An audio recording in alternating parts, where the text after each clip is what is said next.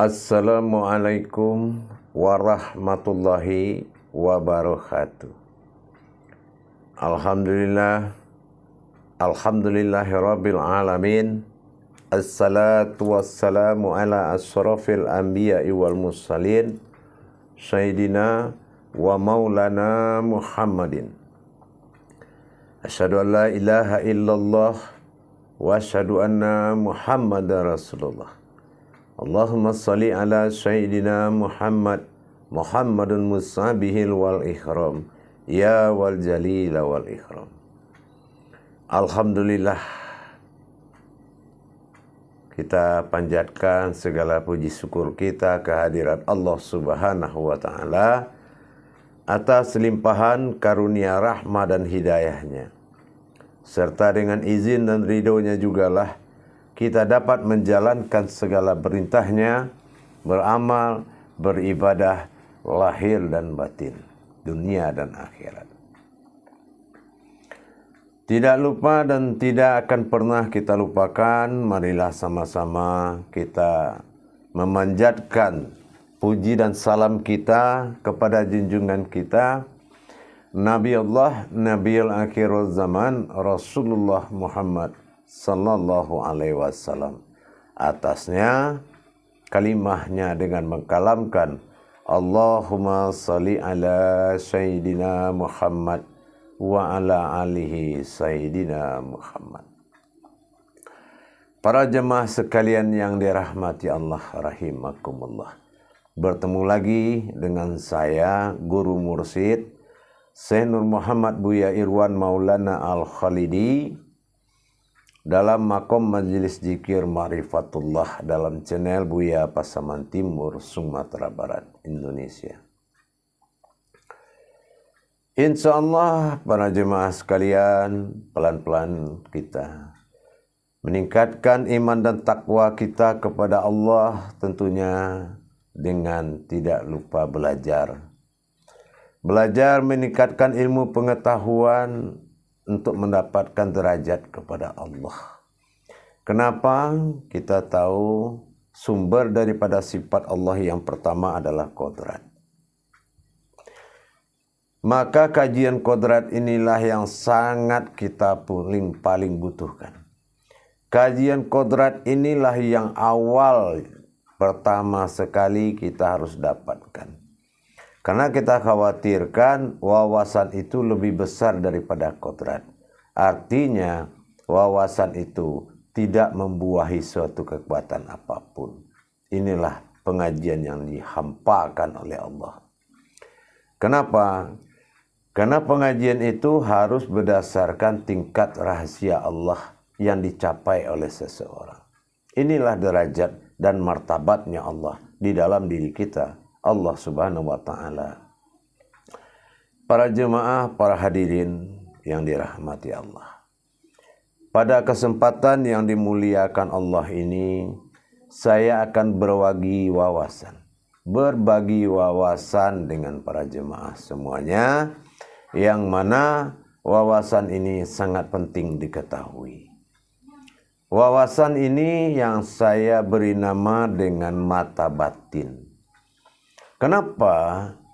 Ini kalau kita tidak mengerti apa itu mata batin, kita salah mengartikan, salah menggunakan, salah memanfaatkan, maka hasilnya bersifat persekutuan bagi Allah.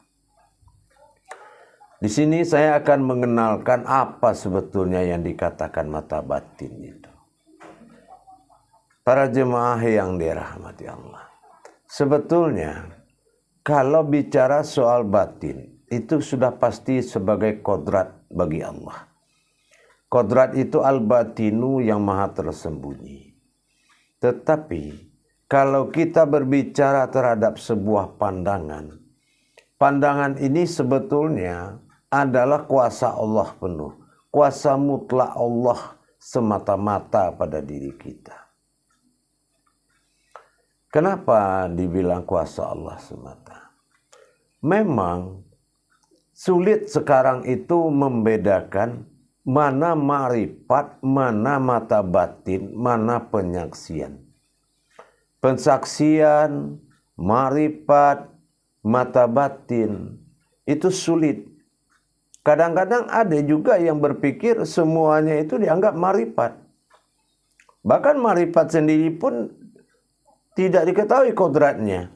Malah kita yang mengatakan marifat. Kita punya marifat. Nah, ini yang dimasalahkan. Disinilah tidak tercapainya apa yang kita inginkan itu. Karena marwahnya itu kita tidak mengerti. Insya Allah. Kalau bicara soal mata batin, pandangan, di diri manusia itu ada 3 kodrat pandangan. Pertama, basar. Basar itu adalah penglihatan sifat jasad daripada Adam, nurani daripada diri. Ya, itu marwahnya adalah melihat yang nyata untuk mengirim kepada suatu pandangan. Nah, yang kedua ada dinamakan basir. Nah, basir itu adalah sifat hakikat dari pandangan basar tadi. Sifat hakikatnya itu kita itu bisa mengenal, tapi makomnya hanya sebatas marifatu ruh. Artinya mengenal sebuah hayat dan kaji-kaji tentang hayatnya Allah. Dan tidak mampu dia mencapai tingkat kerahasiaan. Nah, itu kalau yang dikatakan makomnya adalah basir. Kalau makom basir itu batasannya hanya hakikat. Dan dia tidak mampu menuju kerahasiaan. Mana wujud dalam wujud, sir wujud dalam sir mawujud dalam sukun. Nah, itu sudah dia tidak mampu. Kalau diarahkan ke situ nggak mampu. Baik dari tafakur, kita tingkatkan ke ibadah tadzakur. Enggak juga bakal bisa, tidak juga. Kenapa? Karena wilayahnya cuma wilayah hakikat. Basir itu wilayah hakikat. Nah, jadi kita harus paham jemaah. Unsur-unsur batin itu. Dikatakan mata batin itu. Mata yang tersembunyi. Tiba-tiba dia mampu melihat sesuatu yang tersembunyi. Nah, itu yang dikatakan mata batin. Berbicara soal batin dalam hakikat pandangan, itu kita harus mengetahui, kita wajib mendalami atau mendirikan 7 sifat pandangan dalam diri dulu, baru bisa dikatakan itu suatu mata batin. Kalau 7 kodrat ini, 7 kemampuan batin dalam melihat, kalau itu kita tidak hayatkan, kita tidak hidupkan, ini bisa menjadi suatu prasangka. Kalau menjadi suatu prasangka, ini akan membuat suatu praduga kesalahan. Nah, jatuhnya kita kepada fasik. Kalau sudah fasik, itu sudah susah itu. Nah, itu para jemaah. Kita harus mengetahui dan membenarkan kodrat-kodrat sifat melihat bagi batin. Sifat melihat bagi batin ini satu-satu kita harus hidupkan. Harus hayatkan. Gak bisa kita tahu mata batin itu satu. Mata batin itu akan menjadi satu wujud yang akan diterjemahkan oleh perasaan dan harkat diri kita. Setelah fungsi daripada mata batin ini semuanya itu sudah aktif di dalam kolbi kita. Sudah aktif di dalam diri kita. Makanya yang batin itu memiliki 7 sifat. Gitu. Jadi sifat memandang itu ada 7. Dan 7 ini harus dibangunkan, didirikan dulu.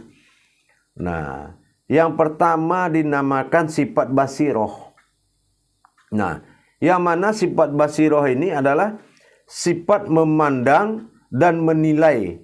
Nah, begitu dia pandang, dia bisa menilai apa yang dia pandang. Itu basiroh namanya, sifat basiroh. Nah, itu juga harus kita dirikan dulu. Harus kita dirikan dulu sifat basiroh itu. Itu. Nah, tentu dengan caranya, ya, dengan adabnya. Ada memiliki adab-adab khusus. Tapi sekarang saya bicara wawasan dulu kita. Yang kedua ada sifat dari domir. Lomir itu adalah suatu pengendalian pandangan. Nah, dia sesuatu melihat, tapi dia bisa melihat kekuatan di dalam hati orang lain. Nah, dia bisa mengendalikan apa yang ada dalam hati orang lain dan bisa menerjemahkan, dan kemampuannya mencapai ke dalam hati. Nah, itu dinamakan sifat lomir bagi batin. Nah, itu melihat ke dalam kolbi kita. Nah, yang ketiga sifat batinnya adalah fuad. Sifat fuad ini adalah yaitu langsung berani menyatakan, memponis sesuatu kejadian. Begitu dia lihat, ini yang terjadi, langsung terjadi. Nah, jam sekian si anu mau datang, dia memang datang. Jam sekian ini yang terjadi, langsung terjadi. Nah, itu sifat fuadnya tadi. Nah, salah satu sifat batin bernama sifat fuad. Nah, yang keempat adalah sifat zauq. Sifat zauq itu mengetahui tingkat-tingkat yang goib. Wah, ini tingkat makhluk, ini tingkat malaikat, bisa dia lihat. Nah, ini tingkat nabi, ini tingkat sifat, ini tingkat zat, ini tingkat sir, tingkat batin. Bisa dia membedakan, melihat membedakan yang dia lihat. Nah, sudah ada keahlian batin dia. Keahlian batin kita itu di situ. Karena sifat zauqnya sudah berdiri. Nah, yang kelima itu sifat asror. Sifat asror itu artinya dia lihat, dia paham. Begitu dia lihat, dia paham menerjemahkan apa yang dia lihat. Gitu. Dia paham menerjemahkan dan bisa dia terjemahkan, dan dia perkirakan bakal begini lagi. Panjang dia cara dia penyampaiannya. Nah, itu pada sifat asrornya. Yang keenam sifat riyadlah. Riyadlah itu adalah sifat melihat wujud batin di dalam batin yang paling halus. Nah, ini riyadlahnya tinggi. Jadi dia mampu melihat yang tersembunyi di balik yang disembunyikan. Nah, itu. Dan itu harus kita dirikan juga dengan cara-cara dan akadnya. Gitu. Jadi tidak langsung ada mata batin, ya. Jadi mata batin itu ada 7 sifat juga yang harus didirikan dulu. Nah, yang terakhir yang 7 itu yang sifat latifah bagi diri. Nah, latifah itu apa? Dia bisa merasakan suatu yang paling halus itu kan kasih sayang, ya. Nah, kasih sayang, lemah lembut, keras, terus rasa. Nah, itu bisa dilihatnya. Itu kehebatannya, batin latifah namanya. Nah, itu paling hebat dia di situ. Nah, jadi para jemaah, dari tingkatan-tingkatan 7 tingkatan batin tadi, jadi sifat-sifat daripada batin ini harus didirikan dulu sebelum dia menjadi mata batin. Tidak langsung hanya langsung jadi batin, itu tidak bisa. Mata batin itu dia harus 7 kelebihan tadi itu harus naik. Karena memang kita butuh untuk beribadah, ya, kita harus butuh penyaksian. Apalagi dalam rangka ilmu hakikat dan ma'rifat, sholat, zikir, kita butuh mata batin. Butuh sangat kita mata batin. Tapi apakah batin ini bisa kalau tidak dihadirkan sifat pandangan dulu 7 tingkat ke dalam batin, baru muncul kebisaan melihat tadi. Tentu dengan ada akad-akad caranya, adab-adab caranya. Nah, gitu. Jadi harus paham kita ke situ para jemaah. Harus kita sangat paham dan mengerti di situ. Nah, sebagai garis besar, saya akan sampaikan. Orang yang akan terbuka mata batinnya itu, dia memiliki ada 7 sifat amaliyah yang harus dia kerjakan. Nah, itu apa? Pertama, dia itu harus melaksanakan masa taubatnya yang benar-benar. Ya. Masa taubatnya yang betul-betul bertobat. Baik dari masa taubat wa tubu ilahnya, masa taubat nasuhanya, benar-benar dia harus lakukan, benar-benar. Itu pertama, dia harus melakukan masa taubat. Yang kedua, para jemaah, dia harus memiliki hati yang ikhlas. Nah, hati yang ikhlas itu adalah hati yang tidak dikendalikan oleh akal kita. Jadi hati yang benar-benar tulus mempelajari dan menjalankan hidup, mempelajari ilmu dengan betul-betul ikhlas kepada Allah. Tidak karena ada kemauan, betul-betul ikhlas hati itu. Nah, yang ketiga, memang sudah ada niat. Nah, memang sudah ada niat untuk membuka mata batin itu.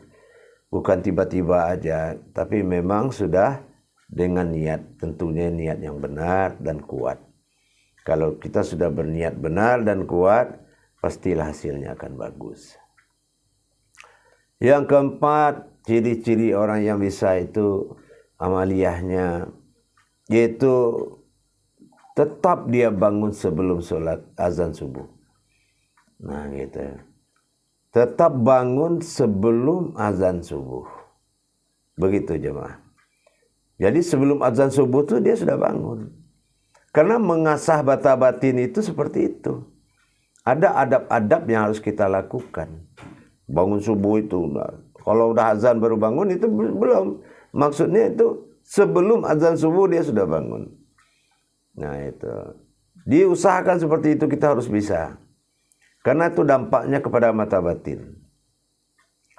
Nah, yang keempat itu, yang kelima itu adalah sering-sering dia membaca Al-Ikhlas sebelum sholat subuh. Nah itu, sering-sering membaca Al-Ikhlas, surat Al-Ikhlas itu sebelum sholat subuh itu mulai. Nah itu perlu diingat tuh jamaah, para hadirin, para pemirsa sekalian. Laksanakan itu. Yang keenam, rajin bersedekah. Ya, ingat, ini dalam rangka mendirikan mata batin ini. Karena mata batin itu tidak bisa kamu dirikan pakai amalan apa saja. Itu memang harus ada ciri khas orangnya yang bisa mata batinnya dibuka. Nah gitu ya, jadi memang harus senang dia bersedekah. Tuh, baik terhadap sesama, baik terhadap kepada orang yang tidak mampu, baik kepada rumah ibadah. Harus senang dia bersedekah gitu. Nah, yang ketujuh itu dia punya wiritan. Nah, orangnya apa wiritannya? Yang pertama, dia sering mewiridkan Al-Fatihah itu paling sedikit itu 100 kali. Nah, itu waktunya tidak ditentukan. Yang penting dalam satu hari dia pasti pernah mengerjakan itu. Nah, yang kedua, dia memiliki wiritan salawat 100 kali. Waktu tidak ditentukan, tapi dia sering melakukan salawat 100 kali. Nah itu. Yang ketiga yaitu istighfar. Dia tetap melaksanakan istighfar 100 kali. Ya juga tidak ditentukan waktunya. Namanya kita mendirikan, membuka mata batin kita supaya batin kita itu bersih. Ya kiat-kiatnya harus kita ikutkan. Bukan ditanya harus kenapa baca ini, kenapa baca itu. Kan sudah ada tujuannya. Tujuannya membuka mata batin. Kalau Allah memang adabnya begini, suruh begini, ya kita sami'na wa ta'na, kita lakukanlah begini. Nah itu jemaah. Nah yang terakhir itu, kita harus sering-sering membaca surat Az-Zumar ayat 53. Sering tuh, yang 53 itu sering diulang-ulang. Nah kita surat Az-Zumar, Az-Zumar. Itu kita baca sering-sering ayat 53, insya Allah. Jadi itu adab-adabnya jemaah. Bukan ilmu kebatinannya. Karena mata batin itu akan terbuka, ada beberapa syarat. Pertama adabnya. Nah, inilah yang adab hakikatnya itu mendirikan 7 sifat memandang bagi batin. Nah, itu harus didirikan atau disucikan. Nah, itu ada akad-akadnya, ada cara-cara adab-adabnya. Nah, insya Allah itu akan kita bahas suatu saat. Nanti kita bahas, tapi saya kenalkan dulu lah. Saya berikan pengenalan seperti ini. Padahal kita tahu, ainul basirah, ya kan? Nah, mata batin itu kan dianggap mata hati. Ya. Berarti kita dituntut kepada sifat-sifat kodratnya yang harus didirikan dalam hati, dalam batin kita, dalam mata batin itu. Kita harus mendirikan 7 sifat memandang bagi batin dulu. Itu harus disucikan. Masing-masing itu ada kiat-kiatnya. Nah, setelah itu baru kita secara amaliyahnya mendirikan rukun-rukun syarat amaliyahnya untuk membuka ijabnya. Ijab daripada mata batin tadi. Jadi begitu para jemaah. Jadi kalau kita menyebut mata batin tidak semudah apa seperti yang dibilang. Sesungguhnya dalam kajian-kajian sebagian guru-guru, kalau dengan ainul basirah semua bisa dilihat. Tapi tidak semudah itu. Ainul basirah itu bukan ciptaan Allah. Tapi ainul basirah itu adalah himpunan dari 7 batin menjadi satu judul. Yaitu ainul basirah. Itu berasal dari 7 tingkat pemahaman pandangan. Jadi kalau batin kita sudah terbuka 7 ijab pandangannya, baru dikatakan namanya pandangan batin atau mata hati. Begitu para jemaah sekalian. Jadi insya Allah dengan adanya wawasan ini, kita sudah bisa menjauhi sifat-sifat yang menyesatkan. Kenapa? Itu mata batinmu. Nah, menurut mata batin saya melihat kamu begini. Nah, itu tidak boleh. Ya, mata batin itu tidak semudah itu dia berdiri. Mata batin itu harus didirikan rukun, 7 rukun batin, 7 keahlian dia dulu. Didirikan 7 keahliannya pada memandang. Baru batin itu bisa memandang. Karena batin itu sebuah kodrat. Bukan nama sebuah umat, tapi nama sebuah kodrat. Al-batin. Dia tersembunyi dan dia bisa melihat kemanapun. Kalau orang bilang ada dalam masa terawang, ada dalam masa ya semacam meramal. Tidak. Jadi tidak boleh hal-hal yang begitu kita lakukan. Tetapi dengan mata batin dia akan berterjemah. Batin itu akan menterjemahkan apa yang dia mampu dan apa yang dia saksikan. Nah, kitalah jabariyahnya. Kita yang menjabarkan. Setelah kita mendapatkan hasil dari penglihatan tadi. Apapun itu, kan sudah ada di dalam 7 kodrat tadi. Baik secara kodrat basirah, kodrat lomir, kodrat fuad, kodrat za'ud, asrar, riyadlah, dan latifah. Itu sudah, kalau kita sudah sucikan dan kita isi kolbi kita dengan 7 kodrat tadi, atau dikatakan kita tahali pada 7 kodrat dalam batin kita, maka itu akan datang dan akan bisa. Nah gitu, akan terbuka, tapi tidak luput dan tidak lari dari ketentuan sifat kabirnya Allah. Gitu. Dengan adanya kabirnya Allah, maka naiklah 7 daripada kebisaan dia. Dan itu caranya, adab-adabnya itu ada. Insya Allah di tausiah berikutnya pasti kita akan buka. Tapi dalam pendalaman tausiah saat ini, bahwasanya mata batin itu adalah lahir setelah kita dirikan 7 kemampuan batin. 7 kemampuan batin inilah yang akan menjadi satu pandangan. Di dalam solat dia bisa menjadi ma'rifat, di dalam ibadah dia bisa menjadi pensaksian. Insya Allah dengan benarnya yang kita pandang dan benarnya yang kita saksikan, itu membawa kita kepada suatu kebaikan dan suatu manfaat yang besar, dan itu adalah hidayah yang luar biasa. Baik para jemaah sekalian, kita dalam menjalankan batin, mata batin ini adalah kodrat. Kenapa? Ada basar, ada basirun, ada ainul basiroh. Nah, ainul basiroh ini dialah yang mengendalikan daripada basir dan basar. Nah gitu. Tapi sumbernya dari 7 kodrat.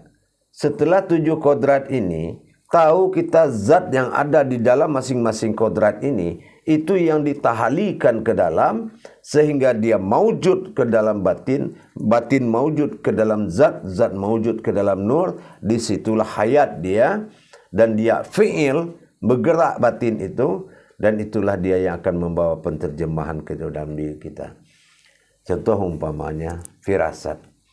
Itaku firasatal mu'mini fa innahu yanzuru binurillah. Takutilah olehmu firasat dariku, sesungguhnya firasat itu mengandung cahayaku. Nah sekarang, kalau yang 7 ini tidak ada, cahaya mana yang bisa keluar yang membawa sebuah firasat dari pandangan? Setelah batin ini melihat, terus apa jabariyah kita? Apa yang kita terangkan ke orang setelah kita melihat? Contoh orang kehilangan barang, insya Allah kita membantu. Nah setelah kita rumus hari kehilangannya, falakiyah Al-Quran sudah bercerita dalam matematika Al-Quran, maka pandangan akan berjalan, ainul basiroh akan bekerja, dan ainul basiroh akan mengantarkan hasilnya ke dalam kolbi, kolbi akan menjabarkan, maka kita yang akan menyampaikan nanti. Cara kerja Tuhan dan cara kerja Allah itu luar biasa para jemaah, dan ini adalah suatu kekuatan yang wajib kita tuntut. Kenapa?